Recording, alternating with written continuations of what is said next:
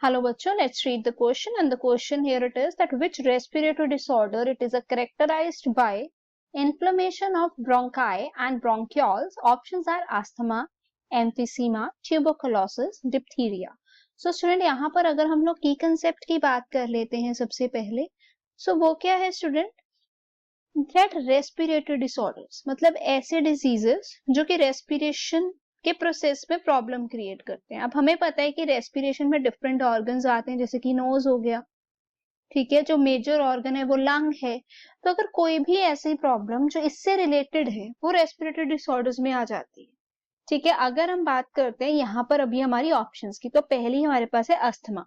So student जो asthma है वो क्या है स्टूडेंट, एक क्रोनिक रेस्पिरेटरी कंडीशन है।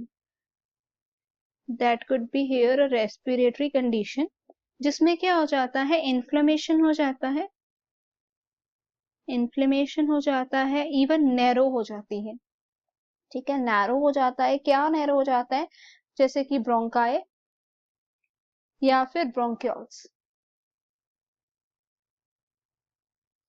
सो स्टूडेंट यहाँ पर क्या है, इन्फ्लेमेशन के सिम्टम है जैसे वीजीनेस हो जाना, शॉर्टनेस ऑफ ब्रेथ हो जाना। तो ये जो है अस्थमा के मेजर प्रोमिनेंट फीचर्स हैं। अभी हम बात करते हैं एम्फीसीमा में। एम्फीसीमा भी क्या है, क्रोनिक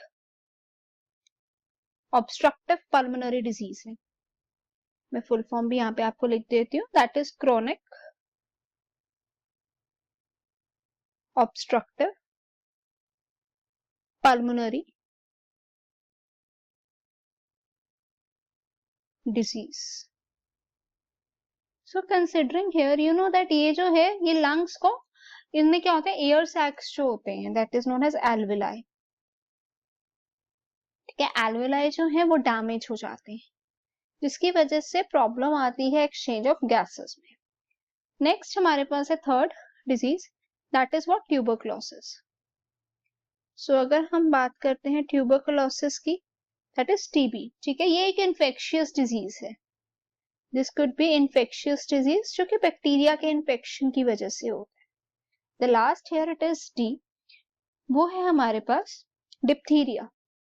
यू नो स्टूडेंट जो डिप्थीरिया है that is what, that is also one of the, you can say कि ये भी एक इन्फेक्शियस डिजीज ही होती है। डिप्थीरिया बैक्टीरियल इन्फेक्शन डिजीज है, ये भी बैक्टीरियल इन्फेक्शन डिजीज है। सो करेक्ट ऑप्शन क्या होगी स्टूडेंट, यहाँ पर ऑप्शन है दैट इज अस्थमा।